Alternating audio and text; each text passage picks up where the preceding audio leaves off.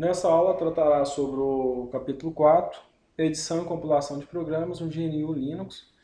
O capítulo 4 será dividido em duas aulas. Essa tratará a primeira parte e a segunda parte vai falar mais sobre pipe, sobre a questão de, de pipes e dimensionamento e gerenciamento de processos no GNU Linux. Então, nesse capítulo você aprenderá como editar e compilar um programa em linguagem C no GNU Linux, utilizará as ferramentas fornecidas pelo sistema GNU Linux para editar e compilar seus programas em C. Para compilar os programas em linguagem C, será utilizado o compilador GCC e sua biblioteca clib.c. Além disso, aprenderá comandos de manipulação de processos e envio de sinais. Por último, aprenderá a criação de programas para configuração de rotinas de tratamento de sinais nas linguagens C. E tanto essa parte de manipulação de processo e envio de sinais, como a parte de programas de tratamento de sinais na linguagem C, será tratado mais na segunda parte dessa aula.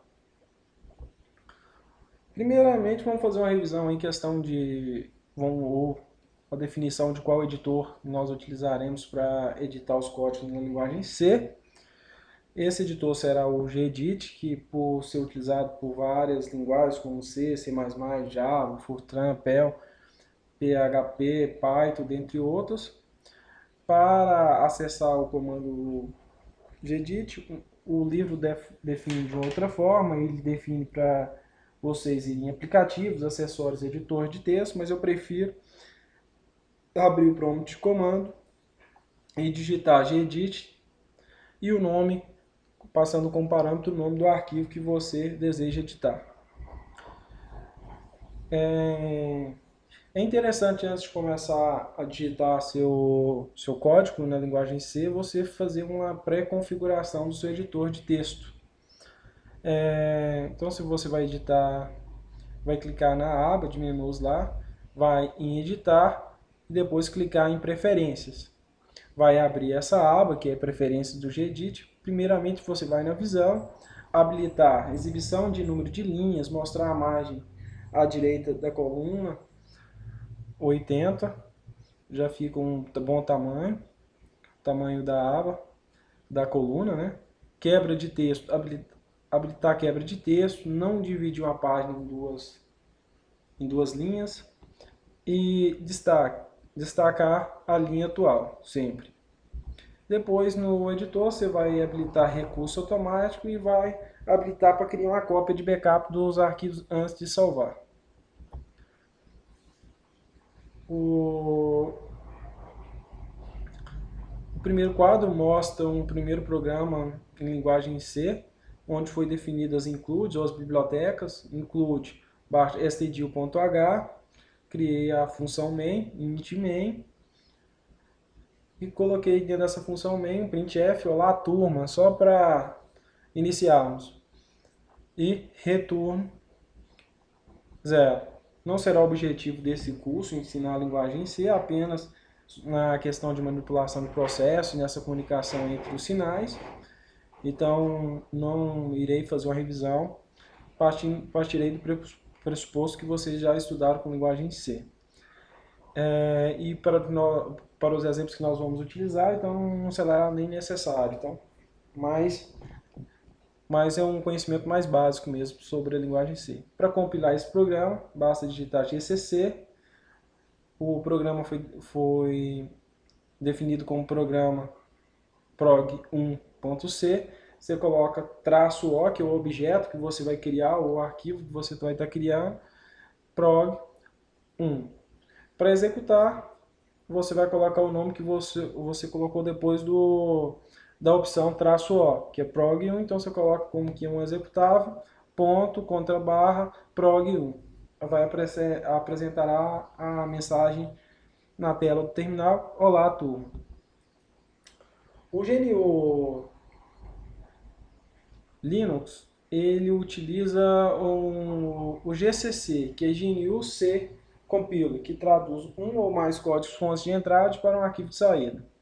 Um arquivo de saída pode ser arquivo executável, arquivo objeto, arquivo de montagem ou código C pré-processado. É importante lembrar que para gerar um arquivo executável é necessário que, além da compilação, o GCC realize ligações entre os módulos, objetos e as bibliotecas, gerando um arquivo executável. Então, quando eu até falei no slide anterior, como vocês podem ver, por exemplo, que eu coloquei GCC, o programa a ser compilado, -O e a saída, que é o programa executável que foi gerado a partir da compilação do programa 1, prog1.c. Então, a sintaxe do GCC é bem simples, é GCC, opções, a fonte.c, -O, a saída. As opções podem ser colocar a saída do arquivo file, -O file, né?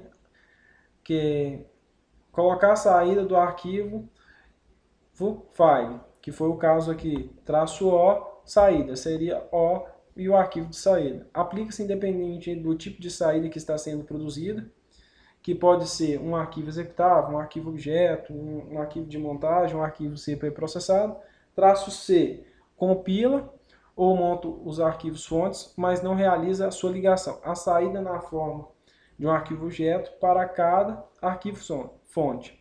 Por padrão, o nome do arquivo objeto gerado é o nome da fonte, substituindo sua extensão. .c, .i, .s por .o. E é interessante vocês habilitarem essa funcionalidade traçual, que habilita todos os lines sobre as construções considerando questionáveis e que são fáceis de prevenir. Então vamos tratar um caso, um exemplo da opção A, que permite a visualização de todos os lines ou avisos possíveis de erro do programa. Então construímos um programa que é o programa 2-if.c.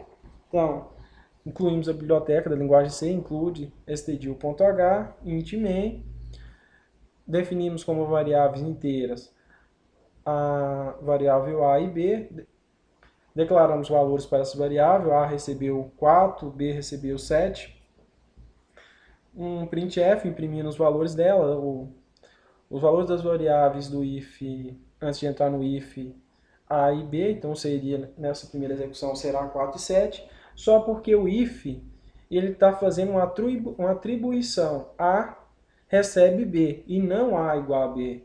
Então nesse caso aí, as variáveis vão receber o mesmo valor, então as variáveis vão ser impressas sendo 7, não vai ter, ela já vai executar a primeira execução, porque o if não está realizando a comparação, e sim uma atribuição, que é um erro de programação. Então, aí recomendo sempre a utilização dessa opção WAL para evitar alguns erros na compilação do programa. Então, compilamos o programa, editamos ele, depois compilamos GCC prog 2 underline if.c -o prog 2-if. Depois executamos. Observem que a saída do programa, que deveria ser 4 e 7, que os programas as variáveis são diferentes, 4 e 7, apresentou que elas são iguais, porque A recebeu B. Aí eu executei novamente o programa com a opção O e já mandou uma mensagem que tem uma atribuição de valor que tem que ser analisada, porque a atribuição de valor tem que dar um verdadeiro ou falso.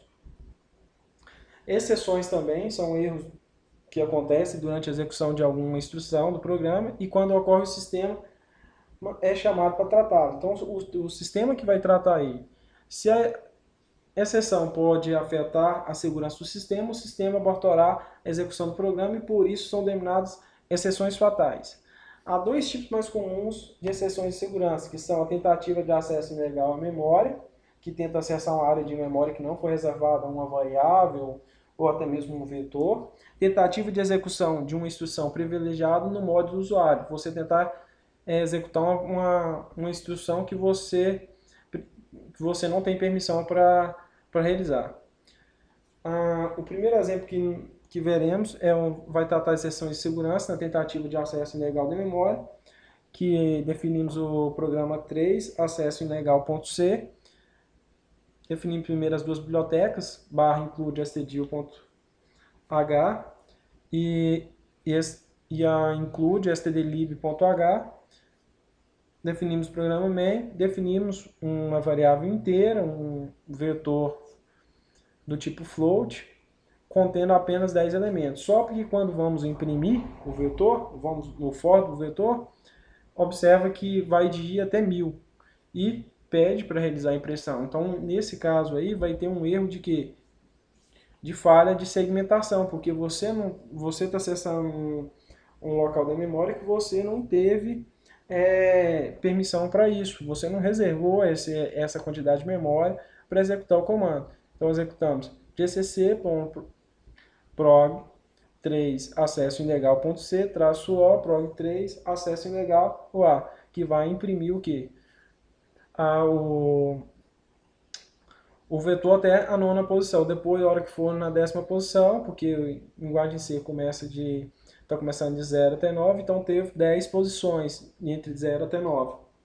A hora que for para a 11ª, não foi reservado, então vai dar uma falha de segmentação. Outro caso, vamos criar um programa que chama função recursiva, que não tem base de recursão, não tem critério nenhum de parada.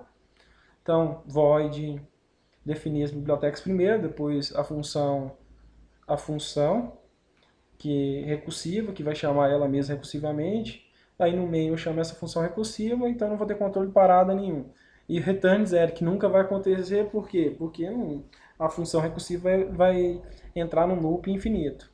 Então vamos compilar esse programa. Então, editei o programa, agora é compilar. Então, gcc prog 4 estouro pilha.c-o estouro, o programa 4 estouro pilha. Então, ponto barra programa carros 4 estouro de fila para executar o programa. Aí vai dar uma mensagem, vai aparecer falha de segmentação, imagem do núcleo gravado. Então deu um erro aí que o sistema controlou ele.